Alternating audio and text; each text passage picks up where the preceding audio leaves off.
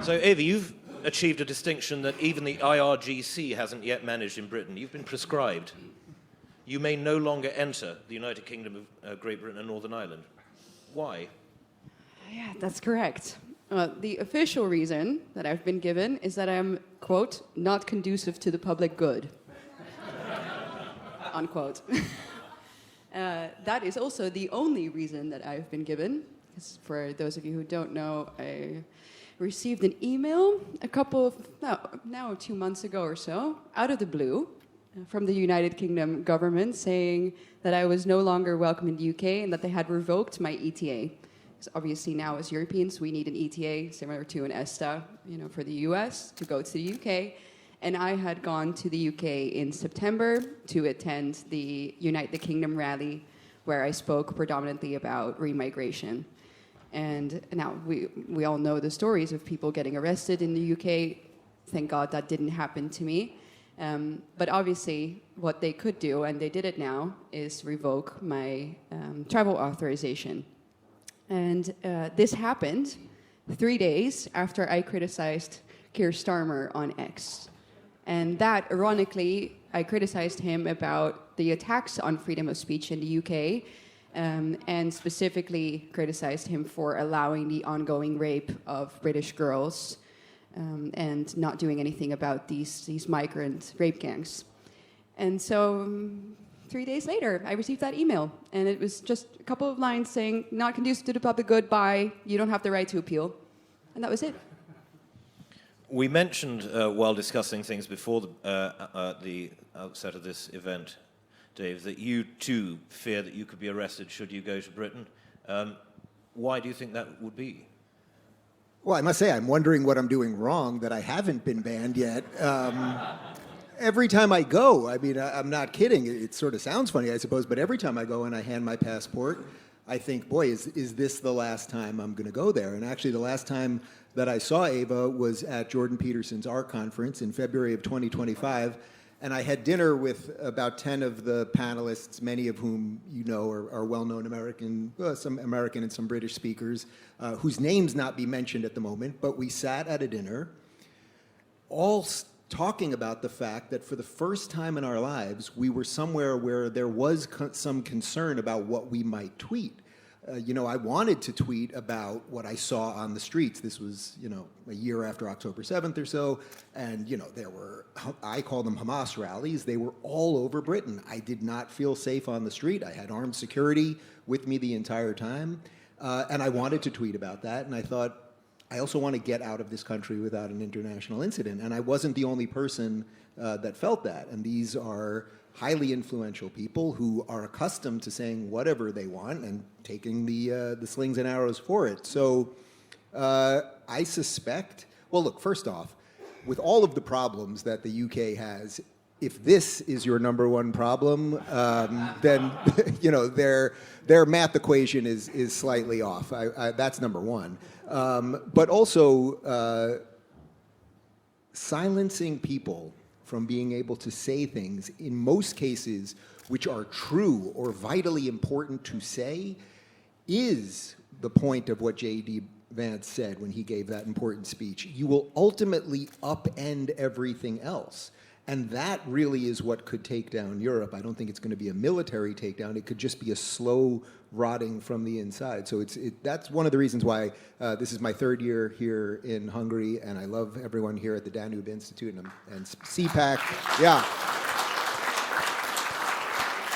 And I genuinely mean that. I travel all over the world. I go to all different countries and cities where you can just see that so many things are wrong across the West. You all know that. And it's not here. And I know there's an election in a few weeks, and hopefully it will go okay. But one of the functions of success is that you don't realize how good you have it. And we'll see what the future is here. But we must just keep saying what we think. Otherwise the rest is gone already. Would you extend that right to say the unsayable and to protest your beliefs in public to, for instance, what we saw the other day in Trafalgar Square, where you had thousands of Muslims engaged in an act of public prayer, which by its very nature is one calling for the downfall of Christianity? All right. So, well, there's a couple things here. You know, there's a fundamental difference between saying what you want to say as a private person and constantly, as a group of people, taking over the public utilities and taking. You know, we see this now in Times Square in New York City, where there are thousands of Muslims praying in the middle of the street. You know, at some point, if you do not, there's a difference between saying to someone, you want to pray, that's fine. You want to have your mosque, that's fine. You want to wander down the street and mutter whatever you want, that's fine too. There's something else that is being weaponized against us in the West, which is that they are now coming to take over all of our public spaces. And we're going to have to grapple with that because, look, I'm an American and I have the most liberal, in the right sense of the word liberal, interpretation of free speech. People should be allowed to pray. They should be allowed to say whatever they want. There's very slim exceptions to direct calls for violence. And then from an American perspective, libel and slander, which are laws that are almost never used, which I think is good. But especially in the last 2 years, as we've seen mass movements of people who just take over Fifth Avenue or take over Trafalgar Square or take over every public park, at some point, that is stopping other people from their right to assembly. It's stopping other people from their right to speak themselves. And we're going to have to grapple with that. That, in some sense, is more of a right to assembly issue than a right to free speech issue. Eva, Israel mentioned Isabel Vaughan Spruce, who was arrested many times for her silent prayer in Britain. Mm-hmm. It does seem to me, I mean, you and I are both Catholics, so perhaps we have a particularly partial view on this, but it does seem that there is an intense hypocrisy in my home country about which religions are allowed to demonstrate themselves in public and which are not. How would you respond to that and to Dave's points about assembly? Well, I think the issue that we see in general in Europe is that the concept of human rights is one that only seems to apply to foreigners and not to the native population and not to the original culture or the original tradition that is the foundation of Europe, which is Christianity. So every single time, we all know this, right? Every single time we talk about human rights treaties, they are used against us. And it's never discussed, okay, but what are the rights of the native people? How should we protect those? In fact, these types of treaties and these laws are used against us to limit our freedom of speech, which happens all the time. So I wouldn't argue for stricter laws to restrain the freedom of speech of groups that might be against us, because those laws are just going to be used not against them, but against us, obviously. So I don't want to give our establishment any more tools in that sense. I think that the answer to the problems that we're facing now and to the abuse that we are seeing of these treaties is remigration. So we need to make sure that our nations become culturally homogenous again. Otherwise, you cannot have that type of social contract. It doesn't work. For that, we will probably have to leave a lot of these human rights treaties as well. I really don't see how we can operate within a system that is so corrupted, that is being abused and used against us so deeply anymore. If I could add to that for a moment, this is why it's interesting to whittle down the difference between free speech and right to assembly. So one of the problems we're having in New York City right now, for example, is they have all of these pro-Palestinian, again, I call them pro-Hamas protesters, who are specifically going to synagogues and protesting outside synagogues. Now, I will defend their right to free speech as protesters. Now, do they use that in the most specific way against us? The answer is yes, because there are often actual calls to violence and genocide and things of that nature. Now, I don't want the police coming in and grabbing these people for several reasons. I think it amplifies it. There's all sorts of reasons you don't. However, if we consistently let these people, okay, you are allowed to, at any time when you want, you are allowed to have hundreds of people outside a synagogue protesting, outside a church protesting, et cetera, et cetera.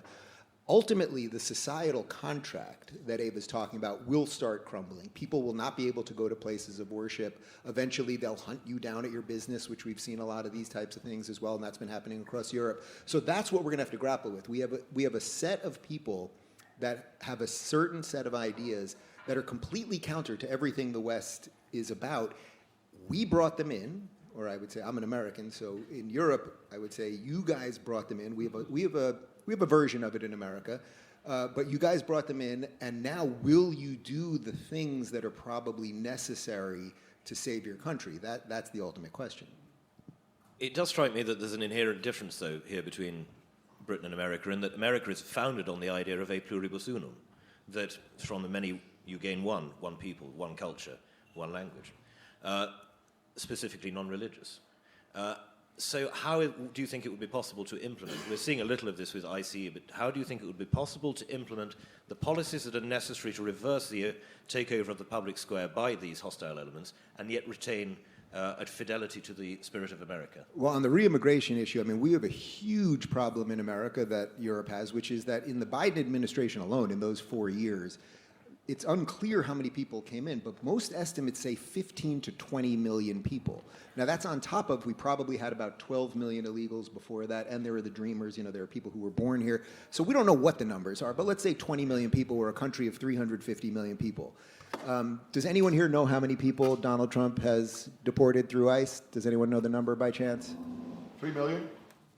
3 million. I wish it was 3 million. Anyone want to take another guess? What's that? 2 million. No, I wish it was 2. Yeah, it's about 800,000. It's about 800,000 people in the year since ICE has been on the street. So if you take roughly 20 million people, and if only 10 million of them are truly nefarious, put aside that they broke the law by coming in, but if 10% of them have anti-Western views or are doing truly illegal things beyond just coming into the country, well, you can do the numbers on that. That's 2 million people. And if 2 million, and if 10% of those 2 million are the worst thing that you can imagine, we can do the numbers on that. And will we have the strength and the fortitude to get rid of these people? The answer probably is no. I mean, no one really wants to think about that, but would we really do it? I mean, look at the pushback that Donald Trump got just by going into one city in Minnesota where it was pretty clear that these people should not be here. Eva. We can't allow ourselves to think that way. I mean, if we do it, then it's over, especially here in Europe, because our situation is, I would argue, worse. It's worse. I can see the faces now in the audience when you guys heard the 800,000. We were like, oh, we wish. Like, no, you know. I mean, here, I mean, we have millions coming in every year still. So, you know, I'm arguing for remigration, but we haven't even closed the borders yet. So that is like, you know, we're count your blessings, Dave. But I understand what you mean, though. We need harsher action. And I've also seen, of course, the pushback in Minnesota. But we here in Europe, we have really no time to lose. Like, we are, as you said, obviously the history of our continent is different. Our ethnic makeup is historically different. You know, this country was not a predominantly white continent. It was an essentially entirely white continent, and that has changed over the time span of, 2 generations. And now we're coming close to the point where we are becoming a minority in our own homelands. And that was not something that we could even discuss as much as 5 years ago, but we can now. And that is something that I do take, let's say, I gain some hope from that fact. Not because of the political action, because there is only political inaction and unwillingness to do anything about this in most Western European countries, but there is something, I think, tangible changing with the European population. And that brings me back to what you said earlier, Dave. You said you let them in. But we have to remember that the European people consistently say that they are against mass migration. Like the most recent numbers that came out were, you know, if you see the different European countries, it's between 60 and 80% of almost every single Northwestern European country that says, I'm not in favor of mass migration. You know, this is not a democratically made decision. We weren't asked. You know, in 2015, when Merkel decided to open the borders to more than 2 million immigrants, we were not asked. There was emotional warfare being waged against the European population with sad imagery and, of course, calling us a racist, fascist, Nazi every single time that we said, maybe this is not a great idea. And, you know, as much as, yes, it's gone downhill from there, it's also gone uphill in the sense that now at least there is a discussion possible about it. And I think that a lot of people have stopped caring about being called a racist for wanting their own homelands to remain their homelands. And that's where I see the true possibilities. And that's why the censorship is so important. And of course, why it centers, I think, around two subjects, most harshly, let's say, immigration, right? There's almost no right-wing activist left in Europe that is not facing legal charges because of their anti-immigration or pro-remigration stance. I have just personally been banned, as you know, from the United Kingdom, mostly for that, of course. Social media censorship I've personally experienced myself. My phone is under mercenary spyware attack. I mean, what do we, what's next? All of these things are happening, and it centers especially on those two subjects, because on immigration and abortion. Because I think the agenda is native European population has to be replaced, and they can't have children. So what are you going to do? You're going to promote abortion. You're going to make it incredibly difficult for Europeans to have children. That's, of course, happening as a result also of mass migration. The insecurity, the economic pressure, and also the demoralization of our population, and in sheer numbers. And so that's, I think, exactly why the censorship centers around those two subjects the most. And what can we do about that? Well, we have to, of course, continue to speak out as much as we can still. We have a platform where we can do it on X. And they can't put us all in jail. So that's why pushing the Overton window is so important.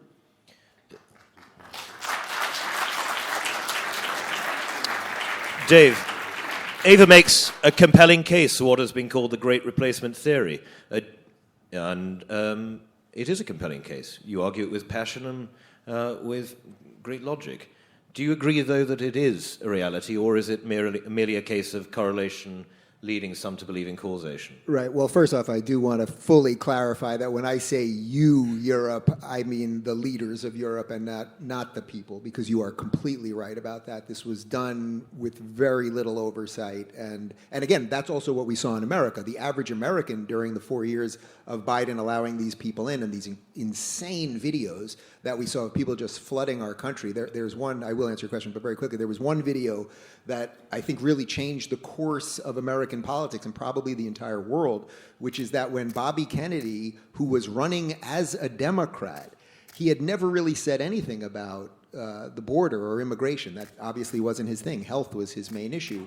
He went to the border, and I'm sure some of you saw this video. He stood there, and he just started asking people where they were coming from. And it was Pakistan and India and Africa and Chad and all these. And you could see his mind being blown right at that very moment. So nobody asked for any of this. Now as far as whether it was planned and is there an actual replacement theory, I would say my favorite quote from the great Carl Sagan is, extraordinary claims require extraordinary evidence. So I don't know that it was fully planned. Are there plans in Brussels to ultimately replace all these people and they just see no utility for the native populations and they don't want borders or sovereign nation states? That kind of does sound right to me. So I would say it probably was at least directionally planned. And I think they unfortunately saw Europeans fold very quickly. On my show, almost every day we discuss some of this from a European perspective because I want Americans to see what is coming. I don't want the strife that you guys have. We have versions of it. We've had 4 Islamic terrorist attacks in the United States in the last month, in New York City, in Austin, Texas. We had 2 others. And what's interesting is these things happen and then they're gone. They're out of the news within 24 hours. So will we just start having the situation that much of Europe has, which is, oh yeah, there was an explosion over there, and people don't go in the trains over here anymore, and everything else.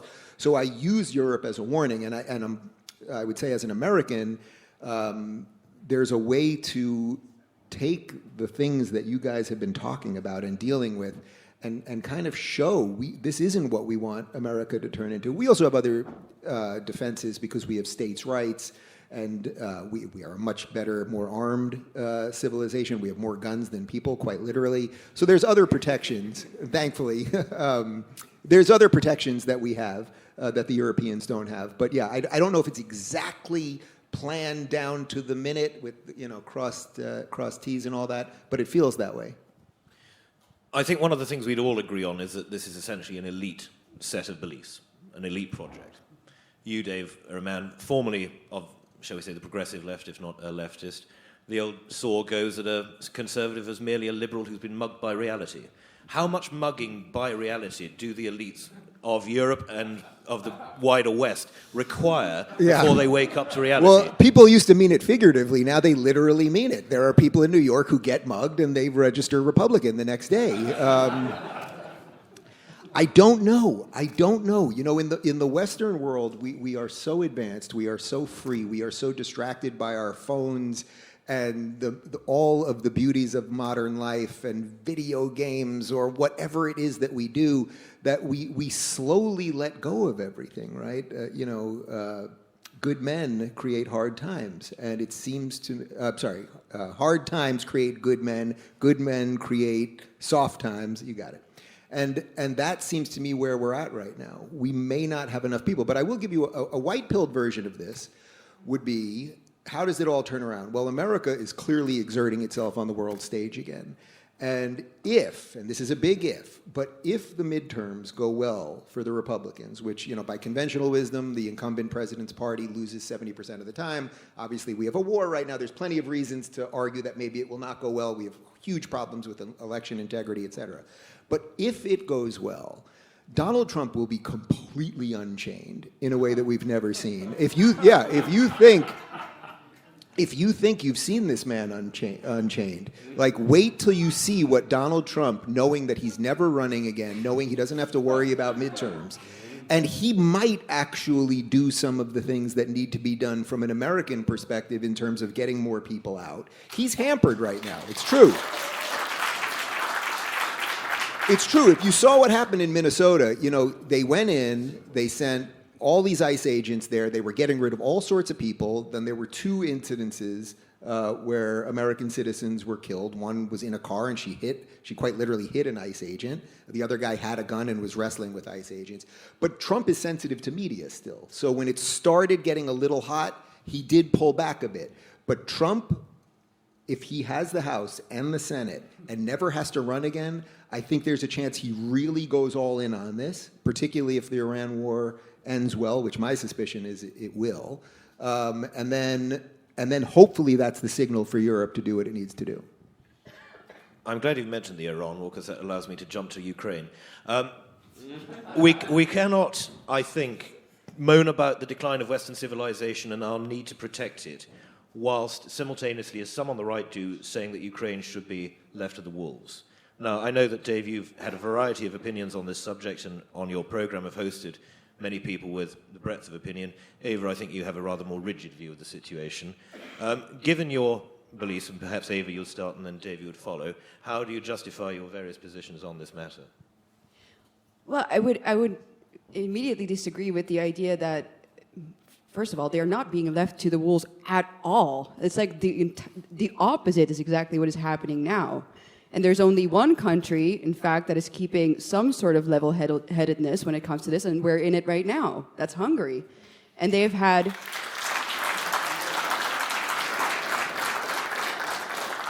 Prime Minister Orban, I think, has had the only sensible and the only morally correct position on this, and that he's pro-peace, and he doesn't want to further this, and doesn't want to send neither billions of euros over the border, which is happening, as we know. 200 billion euros have already been sent to Ukraine. Now there's the 90 billion question. He's the only one saying no to that. And what happened, Zelensky said essentially that he wanted to send his soldiers over to Viktor Orban's house. I mean, you know, we're dealing with extreme political blackmail here from a bunch of people that I would say are the wolves. That's the European Union. So, yes, I have a bit more of a rigid position on that, I suppose. It's because I see that really, quite literally, the opposite is happening of what you are saying. And it's not to say that I am therefore pro-Russia or anti-Ukraine, but there's never been even the slightest normal debate possible on this without being called, you know, a Putin puppet. If you say, oh, I really don't think that the EU should be so deeply involved in this, or, oh, why are they arguing so staunchly for membership of Ukraine to the European Union? Because that was clearly the goal from the very beginning. And look what is happening now. You know, Ursula von der Leyen is the president of the European Commission. Her banner on X is a Ukrainian flag. Ukraine is not a member state of the European Union yet. I mean, that's ridiculous, no? That shows us where her alliances lie, and they're not with the European people and the member states that are actually a part of this union. So that's where I see the biggest problem in this, is that the people who are most in favor of sending money that they don't have, because who is paying for those loans? We and our children to the end of their days, to send that money out to a foreign nation that doesn't serve necessarily our interests, and they are not in favor of normal peace negotiations. They're trying to block all of that. What do they want? Do they want this to go on forever? You know, I'm someone who likes to see things realistically, and I think that they have not done that with regards to this conflict. I also, maybe this, you know, I will go back for a second to the question of immigration because it ties into it. When we are talking about things like intent, for example, like I'm someone who likes to look at the situation, maybe some might say, you know, too simply, but if you don't know exactly why someone is doing something, and this is a quote that I always like to say, you know, look at the consequences and infer the motive. That's the thing that I do when it comes to mass immigration. You know, they've been seeing the consequences. For example, the terror attacks in Europe that happened almost on a daily basis, and we've gotten totally numb to that as well back in 2014. But, you know, if we think about it, I don't think you have forgotten that. We know the concerns of safety that we have. Budapest is the only city in Europe that I visit, and I come to every year and say, this seems to get better by the year. Every other city just deteriorates. That's our status quo. You know, if they knew this, they saw it, like I said, are they doing anything to reverse it? No, borders are still open. So, you know, that's why I can't look away from that without concluding that there is true intent. Because otherwise you would do something about it, no? At a certain point you would say, okay, enough boys and girls have been killed and raped. It's enough now. They're not doing it.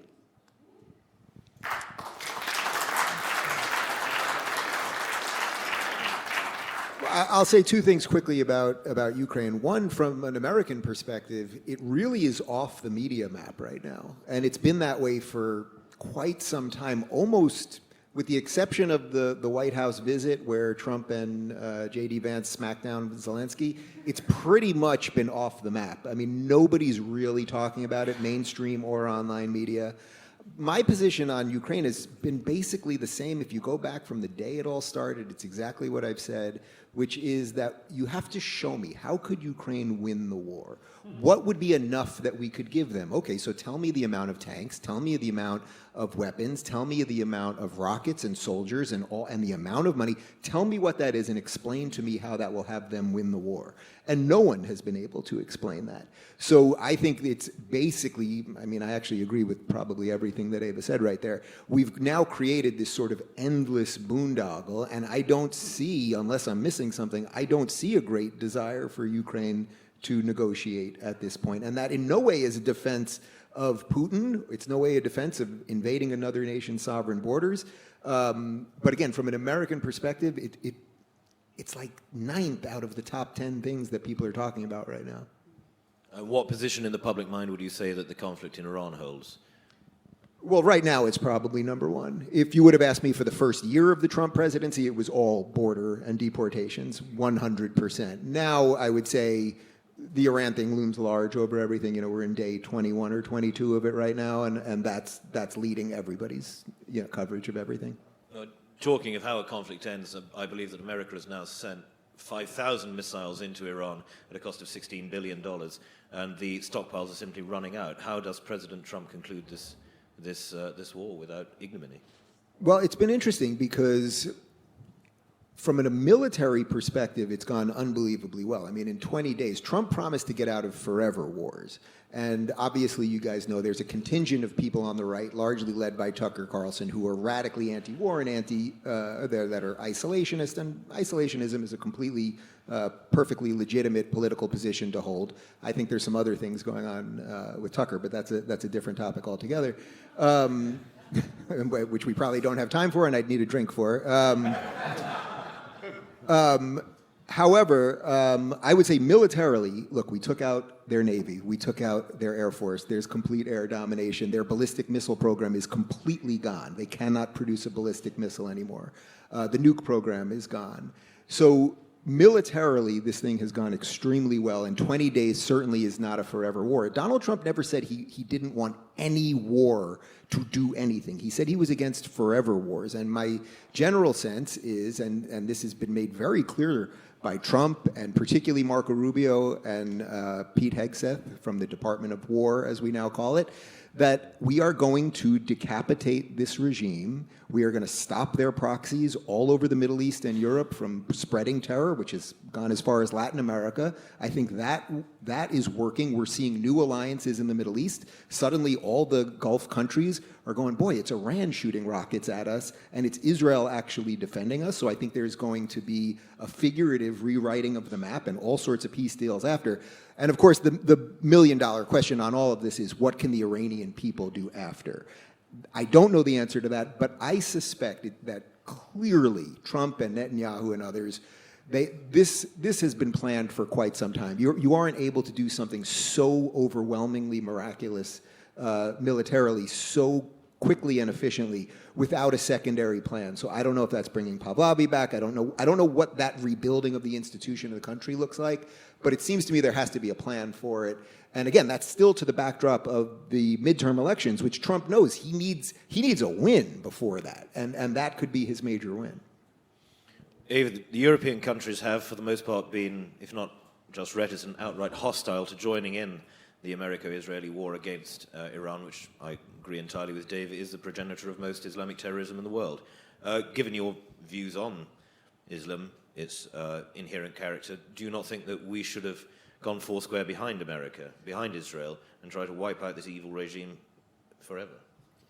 But I think what we see in Europe is that, same as in America, it's something that's splitting the right? I mean, it's less of a subject here. It's not our number one priority, I would say, if I talk to people in our sphere, not even dominating the media as much as it is in America, obviously, because we're not so deeply involved. Once again, I think our leadership has extremely, but always, this is no exception, this time always has bad judgment. So I really wouldn't even want to waste too many words talking about that so much. I think what is really important, though, is that we on the right try to stay united on the subject, especially of what this means for Europe. I see a lot of people, for example, argue, but this is going to cause new waves of mass migration to Europe, to the continent, because we've seen that in the past, and that is, of course, true. We have seen how destabilization of the Middle East has caused mass immigration. But then we come back, and this is what I really would like Europeans to remember, is that falls or stands not with what happens in the Middle East, but it falls or stands with what happens with our leadership. So, no matter how bad the turmoil is in other parts of the world, if we would have people in power who would stand for our people, our continent, and our religion, then that wouldn't really matter so much. Just keep the border shut. That's the answer. And that is not happening. And I think that we as Europeans should keep that in the forefront of our mind at all costs. And then we can have debates and we can have discussions and we can disagree all we want on how we think that other parts of the world should be run and whether America should get involved or not. But for our nations, the most important thing is that we make sure that our leadership is in order. And it's not. So, again, maybe it's boring because I'm getting back to the same thing over and over again, but we seem to get distracted so easily when our problems here at home are really, really large. If I could add quickly, not only do I agree with that, I think Donald Trump agrees with that. I don't think Donald Trump cares what the Europeans think, largely. No. I think he cares what Orban thinks, and actually. That's a good thing. But no, it is a good thing. Yeah. I think Donald Trump clearly, I know Donald Trump would way more respect European leaders who were standing up for their country, even if he didn't agree with the exact policy. If he saw Keir Starmer, or any European leader that was genuinely standing up for their country, if he had a policy disagreement, Trump loves that, and that would be fine. But what he sees are a bunch of weak, feckless people that will not stand up for their own countrymen and who actually are afraid of the people they've imported. I don't know if you saw, I just saw it this morning, so it probably happened in the last few hours, but even in Australia, where I was just a few months ago, and I was shocked by the immigration system there. And they don't have an illegal problem, they have a legal problem. Obviously because of their geography, but the Prime Minister, Albanese, went to a mosque. I mean, this is a guy who has placated and pandered to the leftists his entire career, and he basically got booed out of the mosque because he hasn't offered enough to these people. So what's happening is the left always eats its own, and they think, I think Starmer and Albanese and several of these, Macron, they think, oh, if they play nice with the Islamists, I think they basically think they'll get beheaded last, and they're realizing it's the window is not so open anymore. Well, I think in the case of Keir Starmer, everything comes down to the fact that he's an international human rights lawyer, and therefore there is no such thing as national sovereignty, there's no such thing as belonging, there is no such thing as our people, or their people, or our religion, or their culture. It is entirely explicable by this, as with most of his cabinet. The third topic we are to discuss is the left, and I want to begin this by asking, is there such a thing any longer as the good left? I think we can all point to figures in all of our country's histories whom we would say we disagreed with politically, but were undoubtedly patriots of good faith and good character who wanted their nations to succeed. Is that still the case, would you say? You know, the thing is I really haven't given the concept of the left, it sounds weird, but that much thought lately. Because I feel like they're becoming more and more irrelevant, especially here in Europe, in the sense that, you know, the really idiotic leftist ideas that we've seen emerge, especially 10 years ago, you know, wokeism, etc. I feel like that's really on the way out, even with the left, kind of. You know, of course, it's still very present in the institutions and at the universities, which is important to fight. But if I see the younger generations, like Gen Z is not buying the idea that there are 73 genders. Like, you know, they're not really thinking about that much, at least here in Europe. The question is more identitarian. I feel like that is the thing that is on our minds, and that's something that we see a big split, sadly, in between especially females and males. So young boys are very right-wing, becoming increasingly right-wing the younger they go, and the girls not so much. But so, yeah, the left, I mean, the European Union, to me, is a bigger problem even than our national leftist parties, because no matter, you know, what our coalitions end up becoming. Now in the Netherlands, we have a new leftist government, which is horrible, and you know I can't stand them, and I can't stand what they're voting for. But even if we don't have a leftist government, as we didn't have the last 2 years or so, we still have that monstrous institution, the European Union, that is making laws that have precedence over our national laws. So that's where I really see the biggest issue, because our democracy does not function. It really doesn't exist this way. And the fact that Trump is making fun of the Eurocrats, you know, I think that's glorious. We need that so desperately, and it's such a positive development that this administration is very vocal about the injustices that are happening in Europe, that Rubio is talking about it, Vance is talking about it, Trump is talking about it. He said it now just this week for I think the third time, like, oh, Europe is really not going on the right path. Soon there will be no Europe if you go on this way. You know, how of such crucial importance that is for us Europeans, because we have this institution that we have no democratic means to fight, really. You know, you can't vote people out that you never voted in the first place. And that's the case with Ursula von der Leyen. So this type of political pressure, like, we really need that to come from the United States. Because they are, as we've seen with the censorship and with all of the other madness coming from the European Union, they're just doubling down. So I really see America in that sense as our only hope, because it's the only political counterweight to the European Union that's actually going to make them, you know, in Dutch we would say, sing a little less loudly, you know, you know what I mean? So I see that as a great, great, great development, and I only hope that they're going to do more of that, because those people really need to be put in their place a bit. So there's a couple things here when it comes to, is there anything left on the left? Well, first of all, I was glad to hear Istvan even use the word liberal in the proper sense of classical liberalism. You know, my first book was the best-selling book about classical liberalism, I think, in the last, 40 years in America. And I'm not saying that to pat myself on the back as much as the word liberal has been so dragged through the mud that I don't even though I do believe in classical liberal values, which was what the whole book was about, those are the things that I think lead to flourishing societies rooted in the individual. It's impossible, really, outside of very specific places, probably like this room, for me to say I'm a liberal without people thinking I'm insane. So that's, I'm always glad when I'm in a space where there are people that still acknowledge the value of classical liberalism. Now, unfortunately, there are virtually no classical liberals in the Democrat Party as it stands in 2026. Really, the only two people from let's say, a leftist perspective or a Democrat Party perspective in America who are defending liberalism are John Fetterman, who's the senator from Pennsylvania, who quite literally was a leftist and had brain damage, and as his brain has healed, he's become more conservative, so that tells you something. But he's still wearing those hoodies. I don't know why. That'll be the final move for him. He's going to say, you know what, I'm pro-life and I'm putting on a suit, and that's it. But it's him and Bill Maher, of course, who's been the standard bearer for true liberalism in America. But interestingly, and I have said this to Bill Maher on air several times, and the first time I said it to him was about 4 years ago, and you can watch, it was on his Club Random show, and you can see him light up, because I don't think he had quite heard it so granularly. This is well before he had broke bread with Trump, about a year ago, and it was before the re-election of Trump. And I said, Bill, tell me this, where do you think you would go and be responded better to? Would it be if you went to an AOC rally or a Trump rally?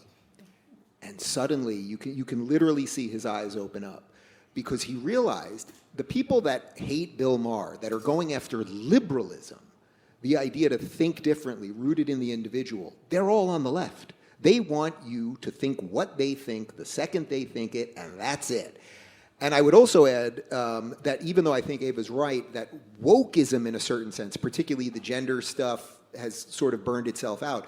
I think the thing that we're seeing is that it's actually now taking its final form. And its final form is the marriage with Islam.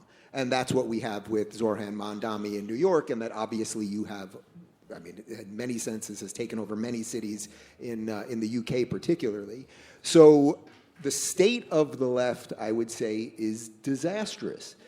In America, the fact that, I'm sure many of you saw it when Donald Trump gave the State of the Union, and all he asked everyone in that chamber to do was stand up if you think that you are here to protect Americans' rights first, and not one Democrat stood up. That was a really good, the guy understands television and he understands moments, and his pause and the way he stepped away from the mic and he just looked at them and pointed. And I think Americans are realizing that. And again, that's why I'm not as negative on the midterms as most people are. However, the marriage now of the wokesters with the Islamists is the great challenge, and it's the challenge that Europeans have been dealing with that now we are going to see. But the purely woke bananas part of it, I think, is now going to be hidden under something else that will be much more wrapped in just outright communism. Years ago, Bernie Sanders used to always say he's a Democrat socialist. They don't say Democrat anymore. Now they say they are socialists, right? Zohran Mamdani is a socialist. He ran on a socialist platform. He's really a communist, which they'll say in about 2 years. But it's a slow unmasking, and I do think people see it. I feel like that marriage is going to be short-lived, though, obviously. Oh, yeah, well... Because the moment that they outnumber you, they'll push you off the building first, right? That's well, queers for Palestine is very different than Palestine for queers. And... Exactly.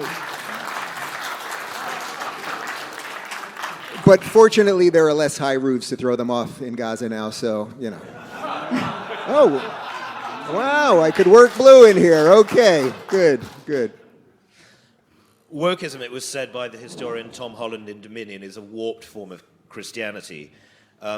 One of the things we've mentioned a couple of times in this debate so far is abortion. It seems to me pretty unarguable that the absence of Christianity from society has completely removed our moral foundation, and that if there is to be a resumption of Western civilization along the lines that we all hope, it cannot be done without God. We sit in a nation where the first thing you see as you enter the airport is the slogan of God, family, and country. They are absolutely unapologetic about this. Whereas as a friend of ours texted Eva and me the other day, you land in London, you could be in Cairo or anywhere, because you see a multicultural nation with absolutely no adhesion to its Christian past. I think it's fair to say, Dave, that you have a less strong adherence to Christianity than we do. Would you agree with my analysis, though, that without God there can be no resumption of the West? Oh, absolutely. I mean, I can give you a purely secular argument for that, which is that our founders enshrined in the Bill of Rights the defense of what they called our God-given rights, right? I mean, a lot of people, this was a constant debate years ago that Jordan Peterson and Sam Harris had, did all of the flourishing of the Western world come from the Enlightenment, or really did generations and centuries of religious texts and belief get us to the Enlightenment so that we could then have this expansion of true liberalism? The answer to that is obviously yes. I happen to be Jewish, but I agree with everything that you said there, absolutely, and I'm blessed and thrilled to live in a Christian nation, and I would hope that it will stay that way, 100%. Ava, you mentioned earlier the demographic bomb coming up, that young men are becoming more conservative and more religious. Young women are adhering, as it dies, ever more strongly to progressivism. Should this trend continue, how do we get young women, such as yourself, back to God? I don't know specifically for girls or for boys if the approach should be any different, because the truth is the truth. And I think that's exactly what we need to be saying. And the truth can be found in Jesus Christ. That's my fullest belief. And I know that this society and its flourishment, the greatness and its beauty, comes from that. You know, it's a cliche, but you can't have that house without a strong foundation. It's going to crumble. And so, classic liberalism, we were talking about the Enlightenment, I think it's, I could joke, the Enlightenment is where it went wrong. Of course, that's partially true. But the problem with liberalism, maybe with classical liberalism, is that it never stays there. If your value system, your main value system is that everything revolves around freedom and equality, you only need a couple of bad actors who are going to tell you exactly what that is and force that down your throat and say that you can choose whatever you think is right and you can just follow that, and that can be at your own whims, and that there is no such thing as the truth. And I think that's the main issue in the West, is exactly that relativism that has become dominant as a result of the loss of God, because we are not God. We cannot decide what the truth is, oh, you have your truth and I have my truth. That's the problem. Like, we all need to know, and our political establishment, I think, has totally forgotten that they are not God. I think so this is something that works on all levels, right? Not just in politics. It's a personal thing. It's something that works that way in a family, all institutions. If you have people who are God-fearing, who know what the teachings of Christ are, deeply live it, then that is the best type of world that you could have here on earth. That is, I think that is the truth, and we've seen that throughout history. That's where humanity flourishes. And so knowing that we as individuals are not God, that we are sinners, but that we are forgiven if we turn to Christ and ask Him for that forgiveness, that is not, if you really deeply believe that's not a great breeding ground for dictators, let's say. Or for people who think that little boys can become girls or little girls can become boys, or that you can kill a baby in the womb because you just don't want it, or because maybe it's not the right time, And those are the deepest evils that we see in this world, like every single day. So again, I mean, this is for me. That's not a political speech. You know, I as much as I believe that my faith is at the heart of everything I believe, so therefore also my politics. When I'm asked about it, I don't like to speak and impose as if I am the one who knows the truth. You know, I became a Catholic just a couple of years ago, and I really would prefer to be on the humble side in that and not tell people, you know, exactly how they should live their lives. But I would rather say I don't know everything, but turn to those who do, turn to the one who does, and that's Christ. So again, this is not a politically rehearsed answer that I'm giving you. It's just my personal deep feelings. They're intimate, you know, they're my own. But I think that if we were to all do that and be humble in that sense, that the world would be a much, much, much better place. If I could just give you a sort of bumper sticker, maybe more simplistic political answer on that, which is that I agree, actually, begrudgingly, I've come to this over the years, that liberalism in and of itself cannot defend itself. And I think that that's what the progressives realize. They realize that the soft underbelly of tolerance that liberals tend to put at the top of the hierarchy was going to be the easiest way to usher in all of the bad things. And that really explains the alliance between the progressives and the Islamists. You have the people who are the most, you know, quote unquote progressive, allying with the least progressive people, and in all of their minds it seems to make sense. And it's obviously because the Islamists are using the progressives to get into the system. So the bumper sticker version of it would be, to me, liberals need conservatives to guard the door. Liberals need conservatives to guard the things that are eternal, so that the whims of the day, the crazier whims of the day things, can be pushed aside. And unfortunately, liberals from an American perspective, I think, and many of them, I think, regret it. I think if you were to talk to Bill Maher, was he probably too harsh on George W. Bush or on some of the kind of middle-of-the-road Republicans over the years for maybe some of their beliefs on social issues or on religion or something like that? I think the decent liberals would probably say yes, because the decent liberals, they aren't the ones that want to have to defend the borders and make some hard decisions on things. And that maybe is a critique of liberalism that took me a long time to realize. But I would also say it's also an argument for Trump, again, because Trump really, I think, has defended both conservatism and liberalism at the highest level that you can do it as an American politician. You know, he's a conservative for obvious reasons. Let's say putting, justices on the Supreme Court who reversed Roe v. Wade. That's obvious. He's a conservative in that he's defended the border. But does Trump, the private man, do you think he's radically against abortion? The answer probably is no. Donald Trump was the first incoming first-time president to be for marriage equality. Not even Barack Obama was. That's not even an issue in America. So Donald Trump has done this incredible dance to bring together all of these people. And the real question for the future of American politics is, will anyone be able to do that again? I'm not so sure what the answer is.